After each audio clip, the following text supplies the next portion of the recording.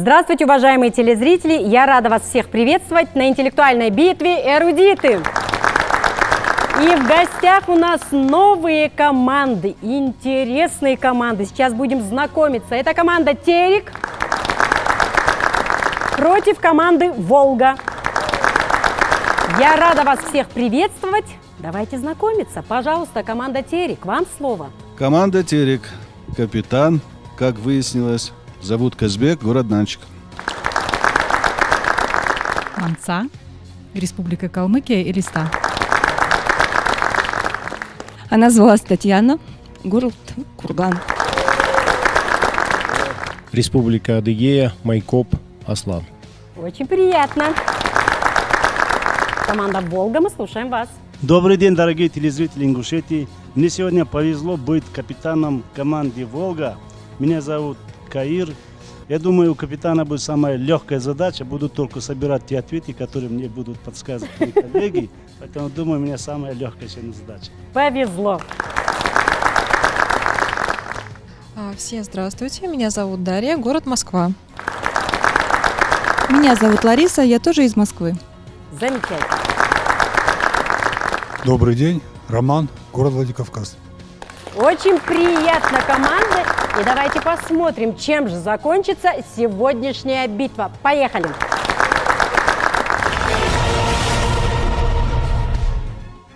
Итак, мы начинаем первый тур. В этом туре вы услышите 8 вопросов. На обсуждение каждого вам дается по 20 секунд. За каждый правильный ответ вы получаете по 2 балла. На какие вопросы отвечает винительный падеж?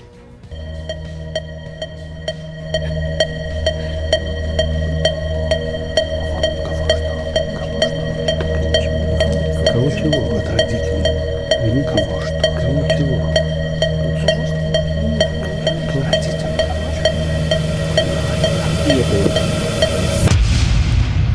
Спасибо. Итак, команда, время истекло. Пожалуйста, «Волга», мы слушаем вас. Кого что? Винительный падеж отвечает на вопросы «кого?», «что?». Да. Так? Да. А как считаете вы? Мы отвечаем, что винительный падеж отвечает на вопросы «кого?», «что?». Аналогично. Да. И это правильный ответ по 2 балла каждой команде. Как называется в быту бурая водоросль ламинария? В быту. Как мы называем эту водоросль? Может быть, японская капуста какая-то, нет? Японская, да. Или японская капуста.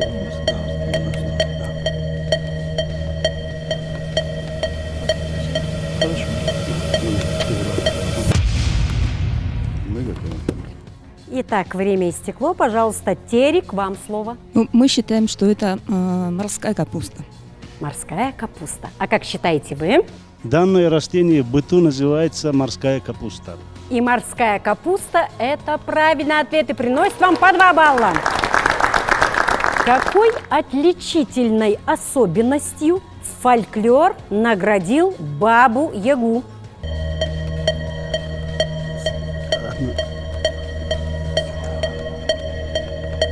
А может быть, одинаково должен. Ступай.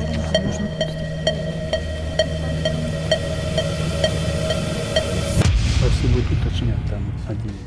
Итак, время вышло. Пожалуйста, «Волга», ваш ответ. Итак, мы считаем, что особенностью данного персонажа является нос.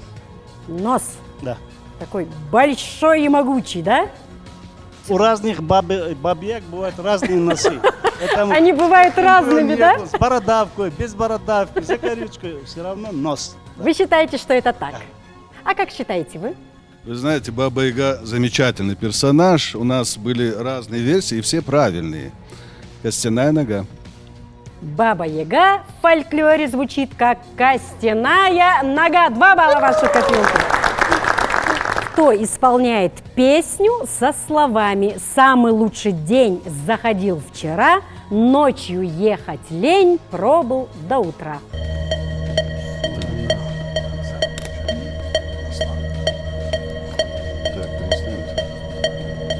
Все знают. Сейчас скажем.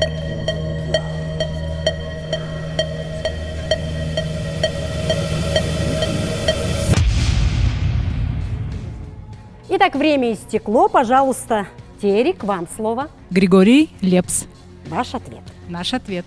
А ваш?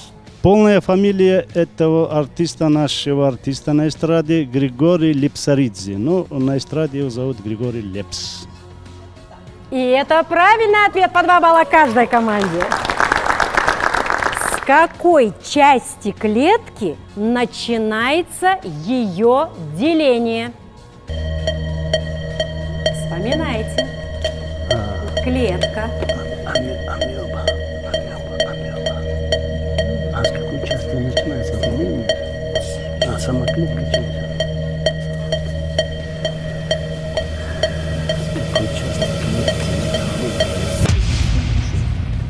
Итак, команды, ваши ответы. Волга, вам слово. Мы считаем, что деление клетки начинается с ядра, а потом уже все остальное. Угу. А у вас с чего начинается деление клетки? Ну, здесь мы согласимся с коллегами. Та же версия, деление клетки начинается с ядра. Вот с ядра и начинается это деление. Сначала ядро, затем цитоплазма с вакуолями и оболочка клетки вырастает и тоже начинают делиться. По 2 балла каждой команде. Кого в Древнем Риме называли гладиаторами? Это, конечно, это не воины, это артисты на мои бесправия. Мы можем так пошутить. Воины это все-таки для войны, а не для представления права на стиле. Вот так. Рабы воина для стиля. Рабы воины для представления. Итак, время истекло. Пожалуйста, команда Терек, вам слово. Ну, слово «гладиатор», по-видимому, происходит от слова «гладиус». Это меч деревянный, который вручался по достижению определенных успехов, и человек обретал свободу. Ну, по-видимому, это сложный вопрос. Речь идет о людях, которые сражались на арене. Не обязательно это были рабы, потому что это могли быть контрактники в современном понимании. Они могли для того, чтобы заработать деньги, пойти на арену. И они сражались на публике. Иногда, ну, считается, что они, как правило, со смертельным исходом, но там очень было мало смертельных исходов. То есть это профессиональные спортсмены, которые сражались на арене. Бойцы иногда со смертельным исходом. То есть ваш ответ – это бойцы. Это бойцы, которые сражались на арене. Вот так. Ну, что еще сказать про гладиаторов? Ну, Колизей, не обязательно это Колизей, были и другие арены, были региональные арены в древнем мире, потому что Рим не ограничивался одним городом-государством. Римская империя была достаточно обширной территорией, там десятки могли быть арен в одной и то же временной промежуток в разных городах. И ваш ответ – бойцы. Бойцы, которые сражаются, да. Я поняла. Вам... Спортсмены, наверное, может быть, даже и спортсмены. Может быть, но не факт. Вам слово. Мы считаем, что это рабы-воины, которые давали зрелище для богатых людей. Если коротко, рабы-воины. И их было совершенно не жалко. Даже если Поэтому что-то они с были ними гладиаторами, случится. да. Рабы – это правильный ответ. 2 балла в вашу копилку. Какая цифра находится на клавише вместе со значком «собака» на стандартной компьютерной клавиатуре? Где вы это? Слушай, а что там еще есть?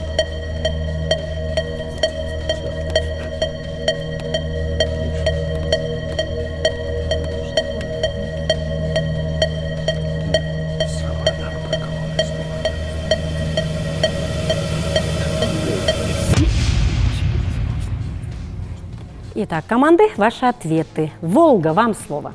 В нашей версии и на наших компьютерах на этой клавише нарисована цифра 2. Ну, может быть, версии с другими, так сказать, значками, но мы считаем, что там двойка. У нас должна 2, быть. да? Да. А как у вас? Мы считаем также, что это цифра 2, и при нажатии клавиши Shift она активирует функцию собачки. Двойка – это правильный ответ. По 2 балла каждой команде. И последний вопрос этого тура. Какое российское радио проводит ежегодный фестиваль ретро-музыки?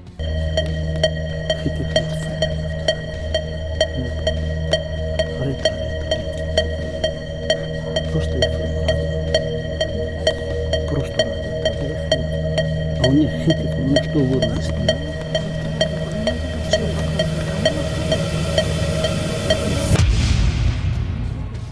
Итак, команды, пожалуйста, ваши ответы. Терек, мы слушаем вас. Вы знаете, у нас версия Авторадио или Ретро FM. Наверное, мы возьмем версию с Ретро FM. Угу. А у вас что? А наша версия – это Авторадио и его ежегодный фестиваль «Дискотека 80-х». Жаль, что эту версию вы отмели, потому что Авторадио – это правильный ответ. 2 балла в вашу копилку. И по итогам первого тура команда «Волга» зарабатывает 14 баллов, команда «Терек» 12 баллов. Все еще впереди. Итак, мы начинаем второй тур. В этом туре вы услышите 10 вопросов. На обсуждение каждого вам дается по 30 секунд. За каждый правильный ответ вы получаете по 3 балла. Как в художественном фильме Леонида Гайдая Иван Васильевич меняет профессию, Иван Грозный назвал предложенный ему спортивный костюм.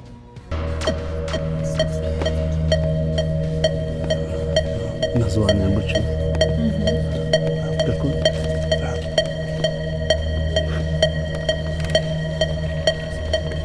Как Лариса отвечает. Досрочный ответ.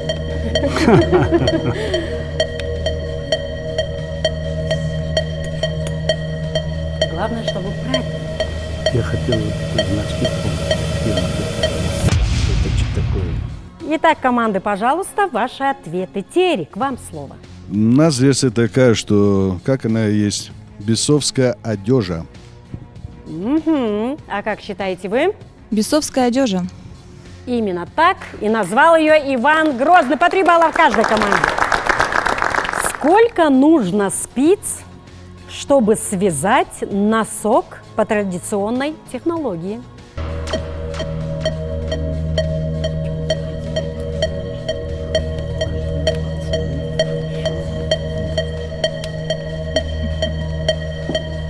У меня бабушки вязали двумя спицами. Это Тут вопрос немножко спорный.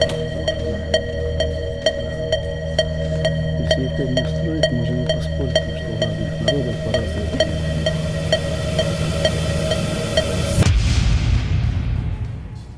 Итак, пожалуйста, команда «Волга», вам слово. Мы считаем, что для этого действия должно быть 5 спиц. 5. А у вас сколько? Ну, мы думаем, что 4 хватит. Хватит?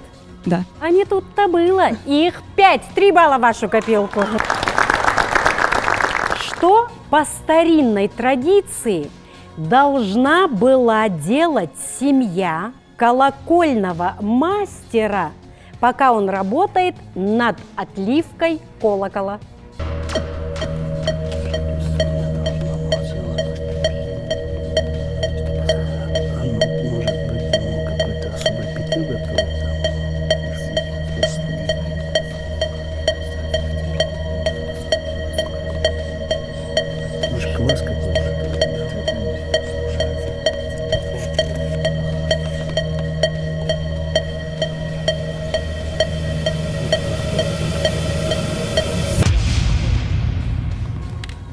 Команда, пожалуйста, ваши ответы. Терек, вам слово. Ну, наверное, семья кузнеца или того, кто звонили, отливальщика, могла заниматься разными вещами. Смотреть телевизор, петь, караоке и так далее. Но если серьезно, это вещи, на которыми шутить сильно нельзя. Наверное, мы думаем, что колокол должен быть намоленный. Наверное, семья молилась.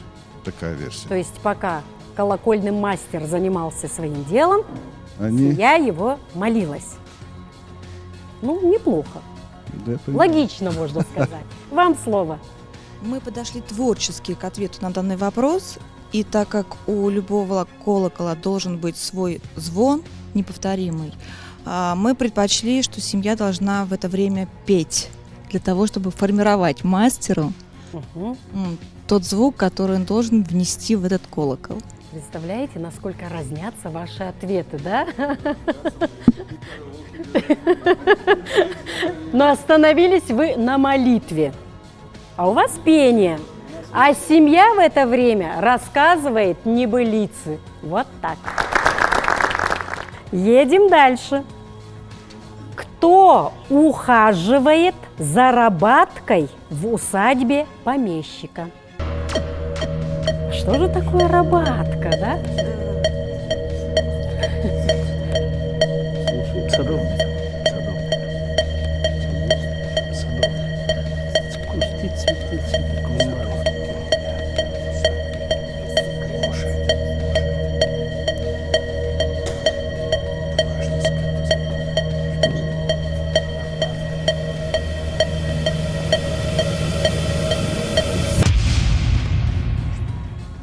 Время команды истекло. Волга, мы слушаем вас. Но так как рабатка – это вид цветника, то за цветником ухаживает садовник. Это вы знаете точно? Точно. Точно. Угу. Абсолютно. А как считаете вы? Ответ, у нас версия действительно такая есть, но, наверное, все-таки будем честны, ответ у нас такой оригинальный, няня. Если это няня, можно узнать, что такое рабатка тогда в понимании? Это цветок, кустик или кусты. И ухаживает за ними няня. Конечно, мы русский язык плохо знаем. А версии какие еще у вас были? Садовник, конюх. Эти версии вы отмели и отвечаете няня. Няня, которая подрабатывает садовником. Замечательно, мне это нравится, да? Но если учесть то, что рабатка – это прямоугольный цветник в виде узкой полосы вдоль садовой дорожки, забора или ограды, с одним или несколькими видами растений, то, соответственно, садовник. Правильный ответ. 3 балла в вашу копилку. Как звали главного героя мультфильма «Бременские музыканты»?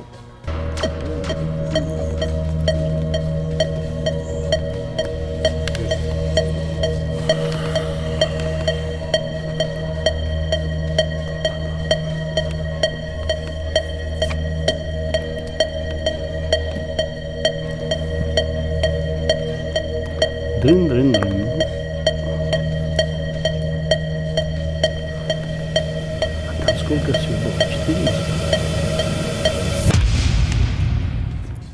Итак, команды, пожалуйста, ваши ответы. Терек, вам слово.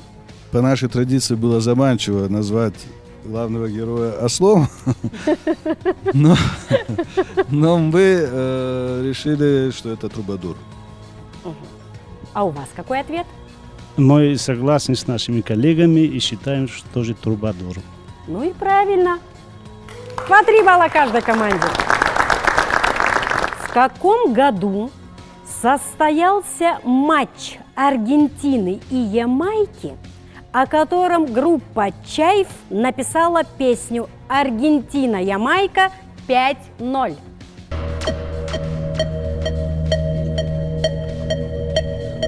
Надо хотя бы попасть. Нет, ближе возьми. Это слишком далеко. 64, 68, 72, 76, 80.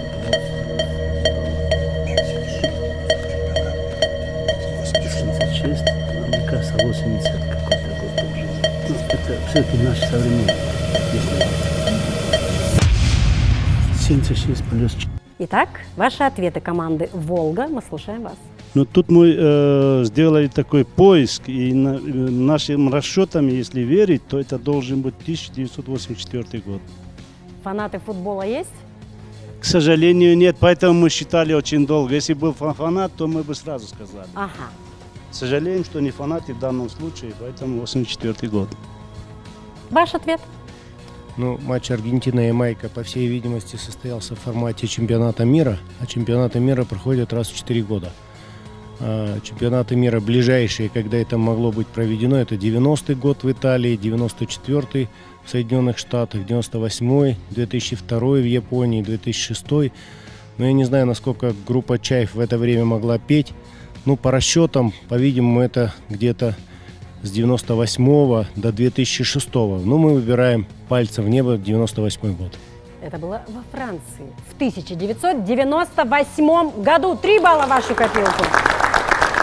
Что используют сантехники для крепления и герметизации шланга?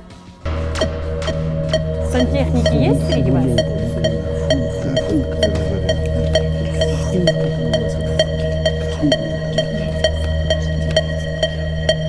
Еще старый вот этот, как назывался. И крепление шланга. Мы назовем то и другое.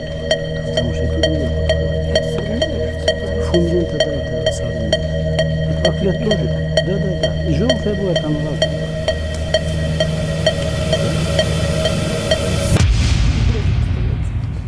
Пожалуйста, команды, ваши ответы. Терек, вам слово.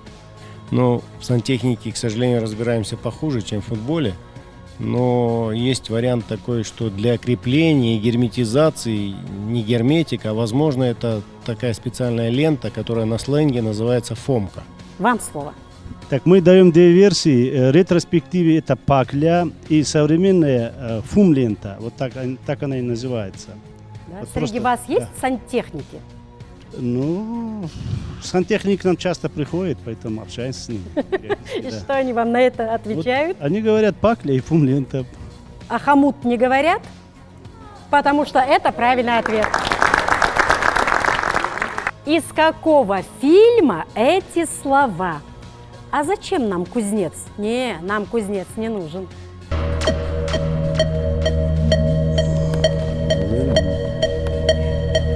Рома отвечает.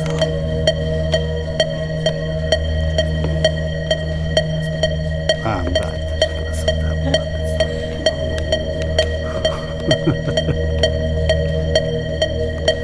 Тик-тик-тик-тик-тик-тик-тик-тик-тик. У нас очень красивое название. Итак, команды, пожалуйста, ваши ответы. Волга, вам слово. Мы считаем, что речь идет о замечательном советском фильме «Формула любви». Кто является режиссером? Марк Захаров. А как считаете вы?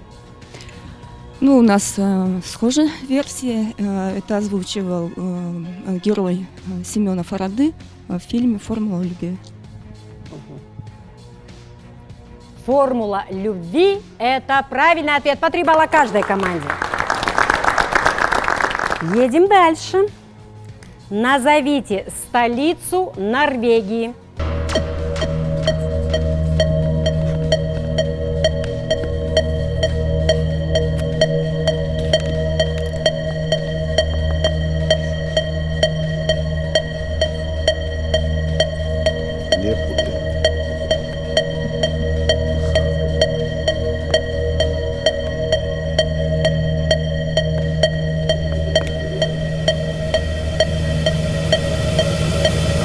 Слово зрителя предоставить для ответа. Итак, команда, ваши ответы. Терек, вам слово. Ну, эта версия у нас была в вопросе, версия ответа была в вопросе про бременских музыкантов.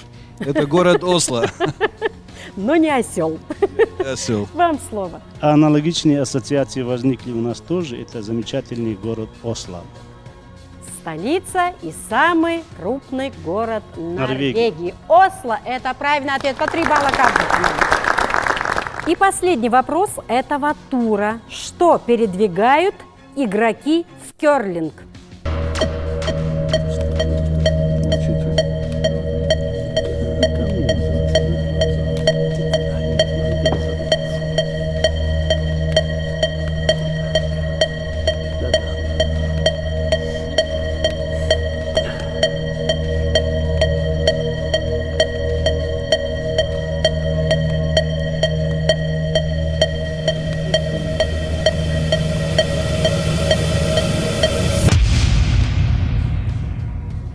Итак, команды, ваши ответы. Волга, вам слово. Обычно этот предмет не скользкий, но в керлинге этот предмет называют камень.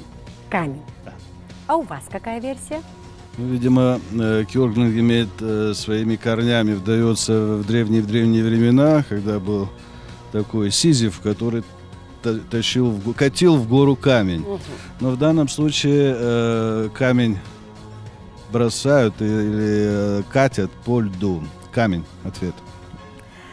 В керлинге сразу после броска начинают свеповать, чтобы доставить камень куда полагается. Работая щеткой, игрок обтачивает неровности на специальном многослойном льду. Так и образуется тонкий слой воды, усиливающий движение камня. Словом, слепые игроки регулируют расстояние, на которое катится камень, и его направление. Это правильный ответ по 3 балла каждой команде. И по итогам второго тура команда «Волга» заработала 21 балл, команда «Терек» 18 баллов. Общий счет 35-30, но все еще впереди.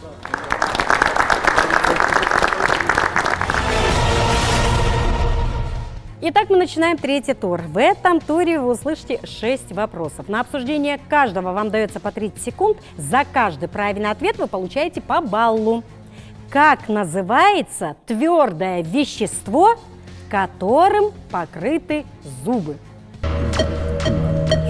Дома даже не надо. Это последний раунд? Давайте на скорость тоже добавлять. Скорость будет в конце. Во втором там каждый тоже 4 балла. Все правильно. Я думаю, еще больше. Время истекло. Пожалуйста, Терек, мы слушаем вас. Наша версия это эмаль, зубная эмаль. А у вас? Мы солидарны с коллегами, тоже эмаль. Эмаль – это правильный ответ по баллу каждой команды. Благодаря какому химическому элементу светилась собака Баскервилей? Громко говори, да.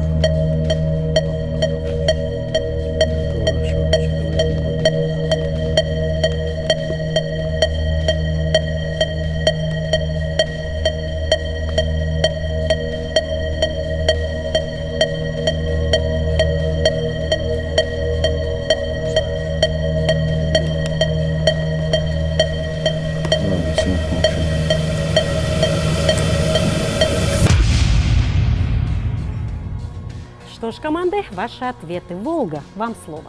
Этот химический элемент фосфор. Точно знаете? Точно. Ваш ответ? Мы солидарны с коллегами. Наш ответ фосфор. Но собаку Баскервилей мы не знаем. Фосфор – это правильный ответ по баллу каждой команде.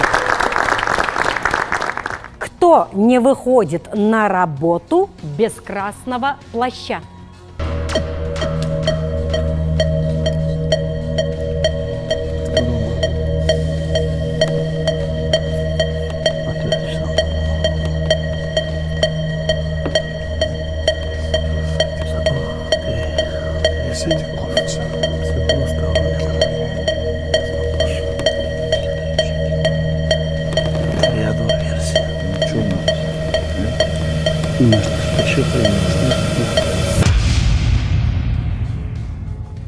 Итак, команды, вам слово. Терек, мы слушаем вас. Ну, у нас не было версии, опять пальцем в небо. Человек-паук или Бэтмен. Но вы говорите о героях художественных фильмов. Да. А я у вас реально спрашиваю, кто выходит на работу с красным плащом? Ну, Тореадор, наверное. Может быть. Тореадор. Вы ответили Бэтмен. Вам слово. Тореадор, смелее в бой. Тореадор. Тореадор или Матадор, еще как называют, да? Это правильный ответ. 1 балл в вашу копилку. Итак, где леопард прячет добычу, которую не смог съесть?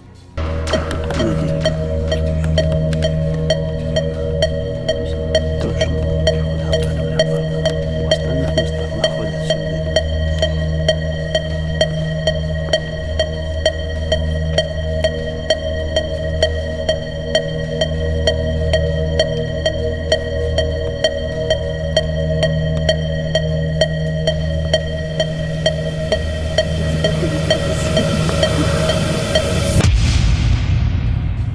Время истекло. Волга, вам слово. Ну, основные конкуренты леопарда бродят по земле, поэтому они добычу свою несъеденную прячут практически всегда на дереве.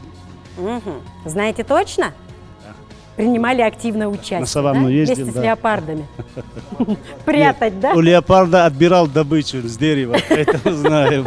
Неплохо. Вам слово. Мы ответим на деревьях. Дерево служит леопарду местом для хранения и поедания добычи. На людей леопард нападает крайне редко. Чаще всего подобное случается только, если леопарда спровоцировали или он ранен. Конечно же, на деревьях. По баллу каждой команде. Какой цвет получится, если смешать красный и синий?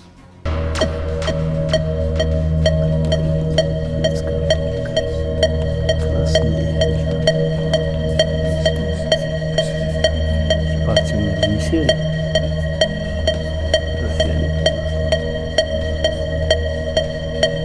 Серый может быть, потому что это слишком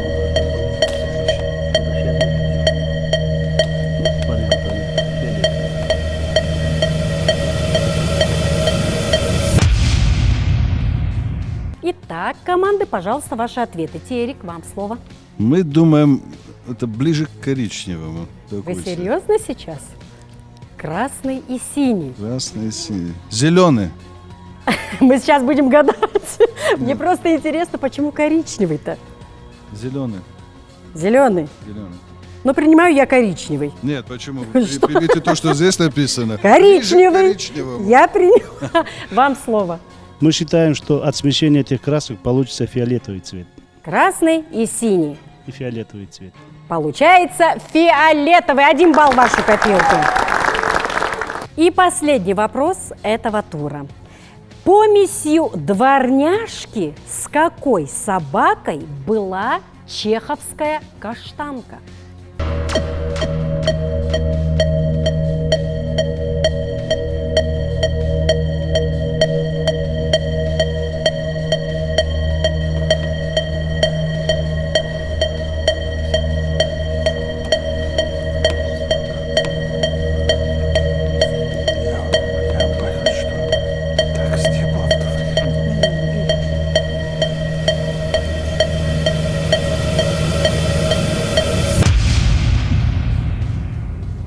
Что ж, команда, время истекло. Волга, мы слушаем вас.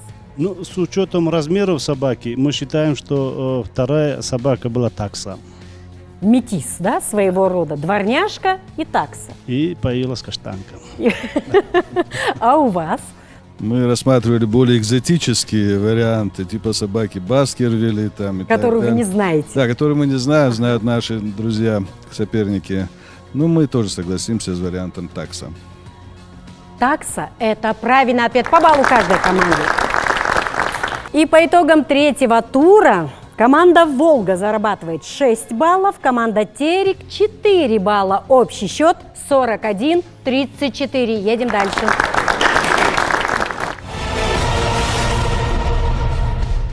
Итак, мы начинаем 4-й тур. В этом туре вы услышите 4 вопроса. На обсуждение каждого вам дается по 1 минуте. За каждый правильный ответ вы получаете по 4 балла. Во времена Второй мировой войны вражеские пулеметчики наносили большой ущерб советской авиации. Та ничтожно малая авиация, которая возвращалась домой после обстрела вражескими пулеметчиками, отправлялась советским инженерам. Они провели осмотр и обнаружили, что следы от пуль часто встречаются не в области бака или кабины пилота, а наоборот, в боковых частях корпуса и на крыльях. Инженеры решили улучшить броню в этих местах, но их улучшения не дали нужного результата. Процент сбитых советских самолетов остался таким же, как и до улучшения. Почему?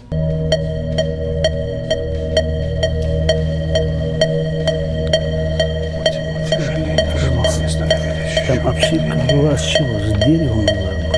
А дерево что-то другое. Почему? Броня может быть деревянная тоже.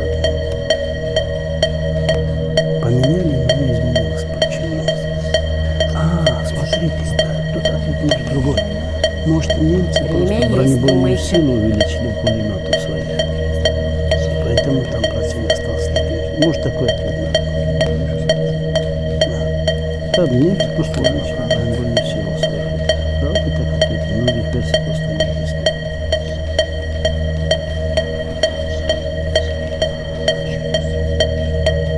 Да больше ничего не приходит.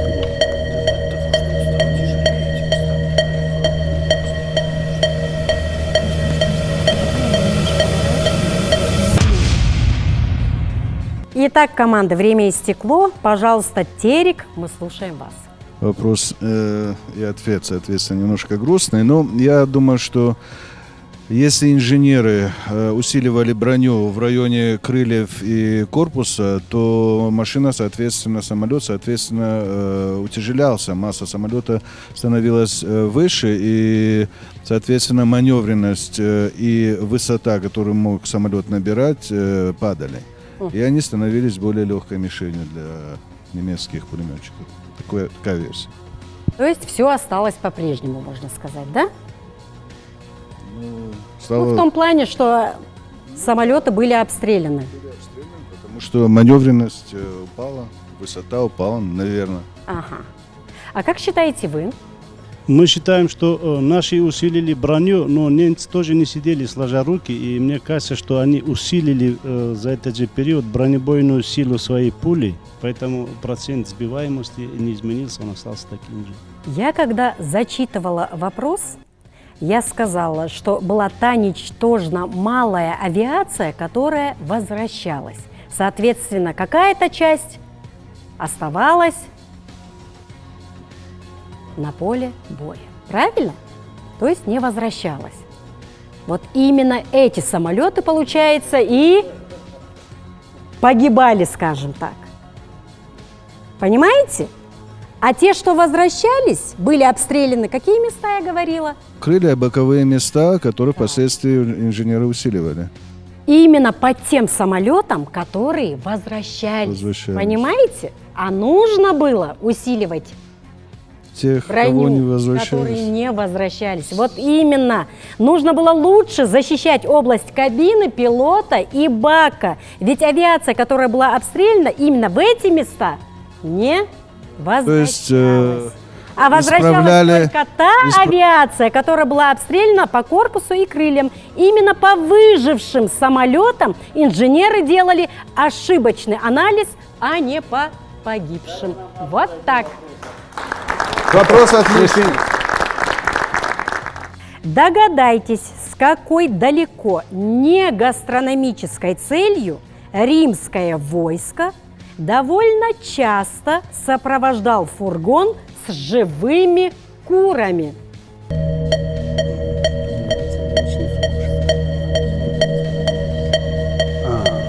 Для боев. Минута есть, думайте. Кури не бьют, они не бьются. Это же не так, а кури с какой Кури, это можно не нравится. Ну, с кури можно что-то можно только подушки делать.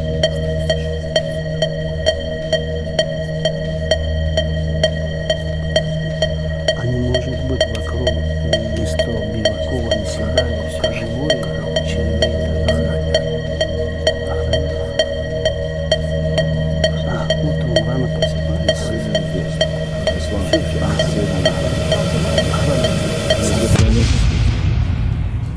Время команды истекло. Пожалуйста, ваши ответы. Волга, вам слово.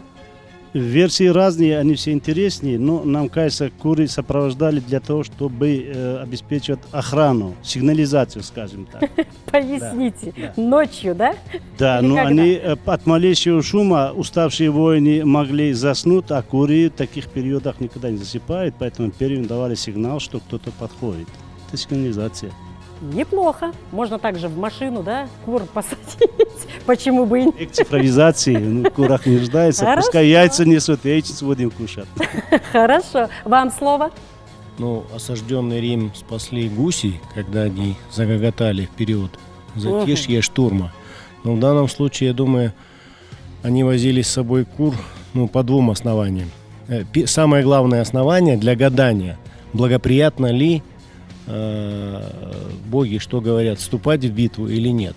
И римляне гадали по определенным частям птиц, по авгуры, так называемые, гадали там, резали там птицу и говорили, боги благоприятствуют, не благоприятствуют. Ну, по определенной части птиц. Но так как курица не летает, по-видимому, курицу они держали для того, чтобы покормить их перед битвой. И если курица кушает зерно, то они говорили, что все благоприятно, и вступали в битву. А если не клюет? А если не клюет, не беды, да? Да, да. Мне здесь сказать нечего. Вы абсолютно правы. 4 балла вашей копилки.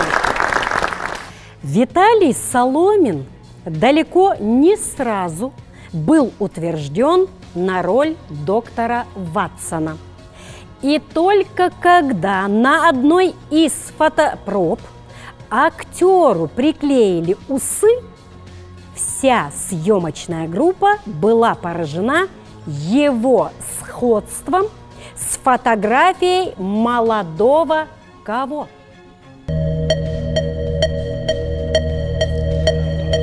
Время есть, думайте.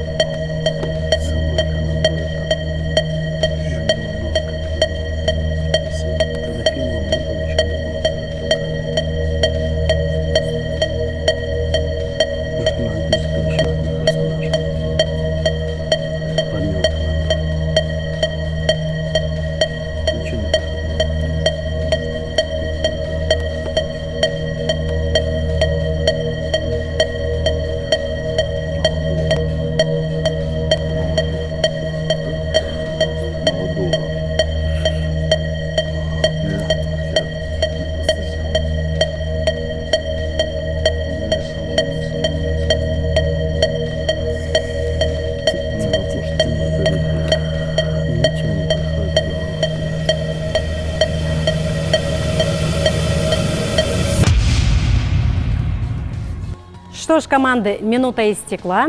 Терек, мы слушаем вас. Да, были разные версии, в том числе и очень страшные, но первая, самая версия наша была, ну, с учетом того, что надо было внимание обратить на детали. Мы не смогли найти детали, на которые смогли бы нам что-то подсказать. У нас простой ответ такой на молодого Артура Конан Дойла. Может быть. Угу. А можно озвучить страшные версии? Прям очень интересно. Была, ну, когда усы... Нет, на Сталина.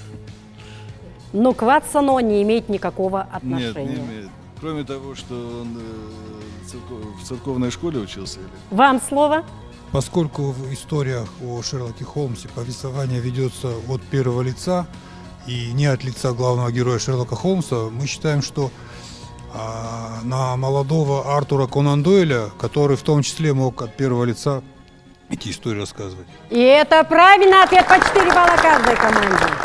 И последний вопрос этого тура.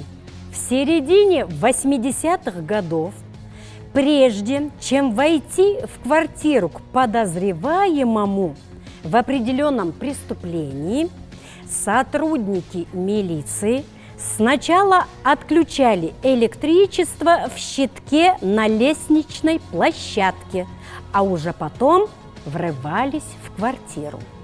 В чем подозревали этих людей, если учесть, что сейчас за подобные преступления уголовного наказания не предусмотрено?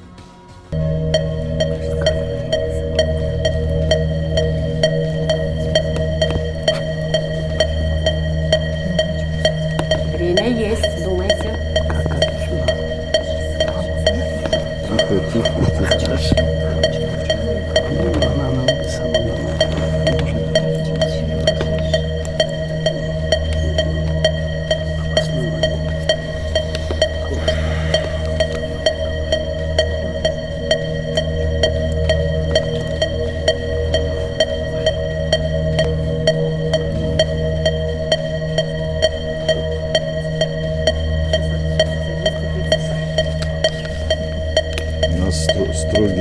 дорогая судья.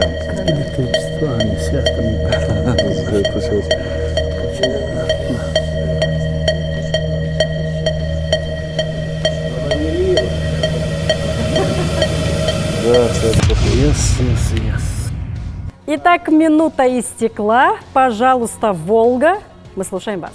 Наш вариант это самогоноварение. Поясните свой ответ. 85-й год, насколько я помню из вопроса, период. 80-е. Середина, Андропов у власти, период сухого закона. Дальше Горбачев, опять-таки сухой закон. Самогоноварение в то время преследовалось уголовным наказанием. Так, и? Поэтому, когда выключался свет, и человек, конечно, первая реакция выйти из квартиры и посмотреть, что происходит, почему у него нет света, почему у него не работает аппарат. Ага. Ходили органы, которые То есть сам ловили прямо на месте преступления. Вот да. так. Да. Что скажете вы? Ну, мы тоже считаем, что привязались к середине 80-х, когда началась антиалкогольная кампания, вырубались виноградники там, и так далее, и так далее. Мы тоже считаем, что это самогоноварение. Суть в том, что эти люди обвинялись, знаете, в чем? В просмотре запрещенных фильмов. Если некорректно выключить электричество, кассету из видеомагнитофона, которые тогда были, достать было невозможно. Только так и можно было поймать преступника. Вот так. Итак, подошел к концу 4-й тур, в котором команда «Волга» заработала 4 балла, Терек 8 баллов. Общий счет 45-42. Дышат в спину буквально. Итак, мы начинаем заключительный 5-й тур. В этом туре мне понадобится по одному участнику от каждой команды. Отвечать вам придется на 3 вопроса. Кто ответит быстро и правильно, тот и принесет баллы своей команде. В случае же неверного ответа у соперника будет возможность дать свой ответ, но засчитан он будет на 1 балл меньше. Готовы? Проходите.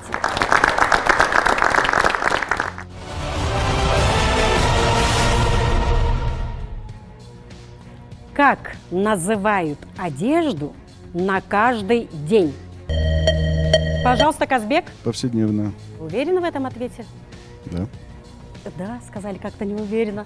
У вас есть версия? Костюм. Каждый день. Да. А правильный ответ – повседневная. 3 балла в вашу копилку. Какое единственное уязвимое место было у Ахиллеса? Пожалуйста, Каир. Пятка. Так, была версия? Пята. Ахиллесова пята. Это правильный ответ. 3 балла в вашу копилку. Какое блюдо ели легендарные Эники-Беники? Пожалуйста, Казбек. Говорите. А я подожду, он же не может раньше меня ответить. Нет. Говорите. Вареники, эники-беники ели вареники. Была версия, Каир? То же самое вареники, да. Ну, опоздали. Вареники – это правильный ответ. 3 балла в вашу копилку. Спасибо за участие. Проходите на свои места. Итак, подошел к концу заключительный 5-й тур, в котором Каир своей команде принес 3 балла, Казбек своей команде принес 6 баллов. Общий счет 48-48.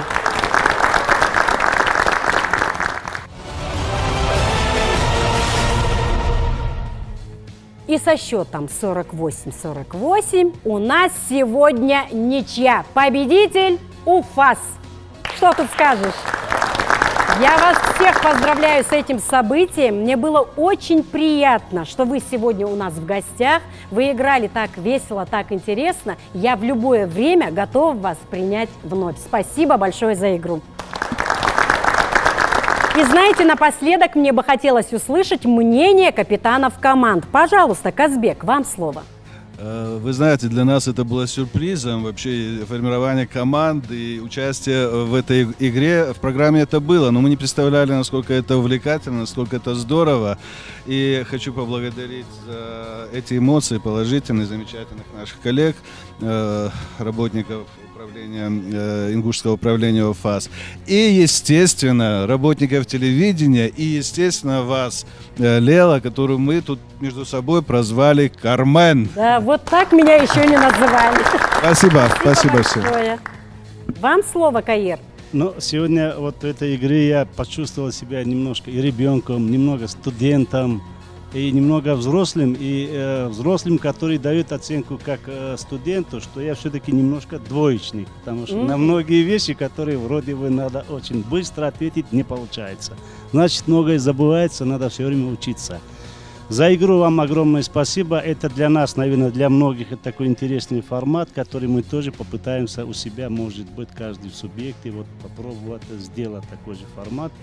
Это интересно, и спасибо вам за эту игру. Не пожалели. Спасибо большое. Очень была рада вас видеть. Приезжайте к нам вновь. Выбирайте интеллектуальные игры, плохому они вас точно не научат. Всем желающим хочу напомнить, присылайте свои заявки на электронный адрес erudiты.tv@mail.ru. Я прощаюсь с вами, уважаемые телезрители. Оставайтесь на канале Ингушетия и до новых встреч.